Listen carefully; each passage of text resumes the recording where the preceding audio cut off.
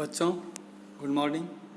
आपका पुनः स्वागत है बीकॉम सेकेंड ईयर की क्लास में।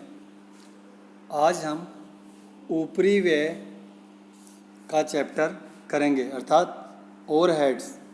इसका अर्थ, इसकी उपयोगिता, इसकी प्रक्रिया, इसके बारे में अध्ययन करेंगे।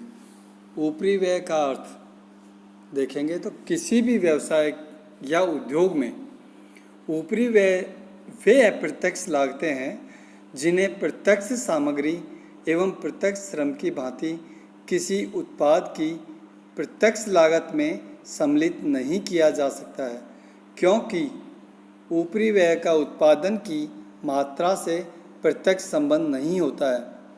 इस आधार पर इन्हें पूरक लागतें भी कहते हैं। ऊपरी व्यय प्रत्यक्ष रूप से लागत का अंग नहीं है, परंतु यह लागत का आवश्यक भाग है, क्योंकि किसी वस्तु को विक्रय योग्य बनाने के लिए ऊपरी व्ययों का होना आवश्यक है। ऊपरी व्ययों को किसी एक उत्पाद की लागत से चार्ज करना संभव नहीं होता है, इसलिए ऊपरी व्यय को किसी उचित आधार पर विभिन्न उत्पादों पर वितरित अथवा अवशोषित किया जाता है। उसके पश्चात ही किसी उत्पाद की लागत ज्ञात होती है।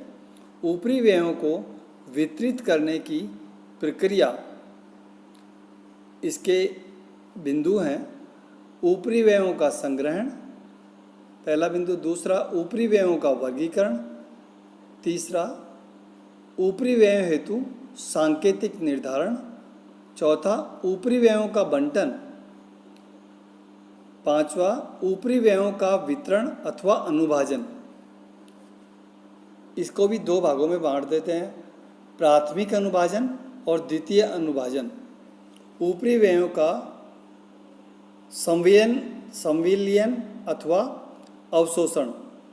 और सातवां बिंदु, कतिपय ऊपरी व्ययों का लागत व्यवहार।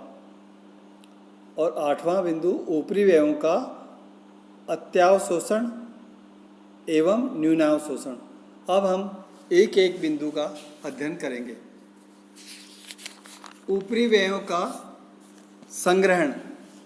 ऊपरी व्ययों का विश्लेषण, वर्गीकरण तथा संख्याकन करने से पूर्व किसी अवधि के वास्तविक ऊपरी व्ययों की गणना की जाती है।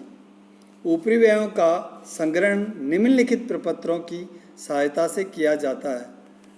पहला है सामग्री मांग पत्र।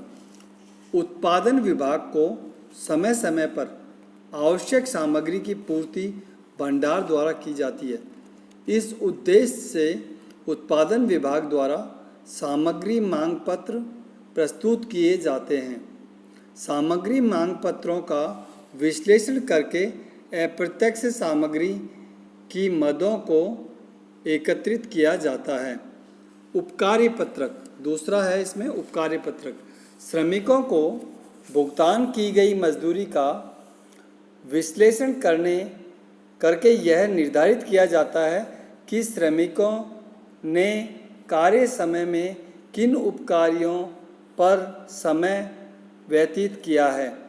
यदि श्रमिकों ने कार्य समय में किसी उपकार्य विशेष पर कार्य न किया हो अथवा निष्क्रिय समय का भुगतान किया गया हो तो उसे अप्रत्यक्ष श्रम लागत कहते हैं। इस प्रकार से उपकार्य पत्रकों का विश्लेषण करके अप्रत्यक्ष श्रम लागत ज्ञात की जा सकती है। अर्थात श्रमिकों ने जो कार्य किया है वो किसी कार्य विशेष पर नहीं किया गया है और फिर भी उनको निष्क्रिय समय का भुगतान किया गया है, तो इसे अप्रत्यक्ष श्रम लागत कहते हैं। अगला बिंदु है रोकड़ बही। एकीकृत लागत लेखांकन का प्रयोग करने पर एक ही प्रकार की पुस्तकों में लागत एवं वित्तीय लेखे रखे जाते हैं। ऐसी दशा में अप्रत्यक्ष व्ययों को रोकड़ बही का विश्लेषण करके एकत्रित किया जाता है। और चौथा है बिंदु, इसमें लास्ट, अन्य रजिस्टर तथा प्रतिवेदन। तो अप्रत्यक्ष व्ययों की कुछ मदों की राशि जैसे हास्य, दूषित कार्य, कार्यहीन समय आदि की सूचनाएं संबंधित प्रतिवेदनों से एकत्रित की जाती है। यह हमने देखा ऊपरी व्ययों का संग्रहण। अब हम देखेंगे ऊपरी व्ययों का वर्गीकरण अर्थात क्लासिफिकेशन ऑफ ओवरहेड। तो इसमें देखेंगे ऊपरी व्ययों को सबसे पहले किसी उचित आधार पर वर्गीकृत किया जाता है। यह आधार निश्चित करने के पश्चात अलग अलग शीर्षकों में इनको एकत्रित किया जाता है। इस प्रकार से एक निश्चित समय की ऊपरी व्यय की राशि ज्ञात हो जाती है।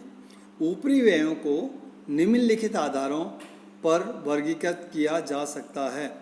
इसमें पहला है लागत के तत्वानुसार वर्गीकरण, दूसरा है लागत की प्रकृति अथवा परिवर्तनशीलता के अनुसार, तीसरा ऊपरी व्ययों का क्रियानुसार वर्गीकरण, चौथा ऊपरी व्ययों के नियंत्रण के आधार पर और पांचवा परिस्थिति के आधार पर। तो पहला है इसमें लागत के तत्वानुसार वर्गीकरण। तो लागत के मुख्य रूप से तीन तत्व होते हैं। पहला है सामग्री, दूसरा श्रम तथा तीसरा है व्यय। इनमें से प्रत्येक को उत्पादन से प्रत्यक्ष संबंध होने अथवा न होने के आधार पर पुनः प्रत्यक्ष एवं अप्रत्यक्ष लागत में वर्गीकृत किया जाता है। प्रत्यक्ष सामग्री, प्रत्यक्ष श्रम एवं प्रत्यक्ष व्यय के योग को प्रत्यक्ष लागत अथवा मूल लागत कहते हैं, जबकि अप्रत्यक्ष सामग्री, अप्रत्यक्ष श्रम एवं अप्रत्यक्ष व्यय की लागत को अप्रत्यक्ष लागत अथवा ऊपरी व्यय कहते हैं। अर्थात हम ऊपरी व्यय के अंतर्गत जो इनडायरेक्ट मटेरियल, इनडायरेक्ट लेबर और इनडायरेक्ट एक्सपेंसेस को सम्मिलित करते हैं। अतः लागत के तत्वों के अनुसार ऊपरी व्यय का वर्गीकरण निम्नलिखित तीन प्रकार से किया जाता है।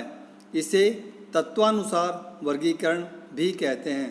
पहला है अप्रत्यक्ष सामग्री, ब है अप्रत्यक्ष श्रम तथा स है अप्रत्यक्ष व्यय। इनके उदाहरण हैं अप्रत्यक्ष सामग्री का उदाहरण पेट्रोल, ईंधन, धागे, कीलें आदि। अप्रत्यक्ष श्रम के उदाहरण हैं प्रबंधक, निरीक्षक, जांचकर्ताओं को दे वेतन। और अप्रत्यक्ष व्यय में कारखाना, मशीन, भवन एवं भूमि का किराया। आज हम इतना देखेंगे, कल इससे आगे हम देखेंगे।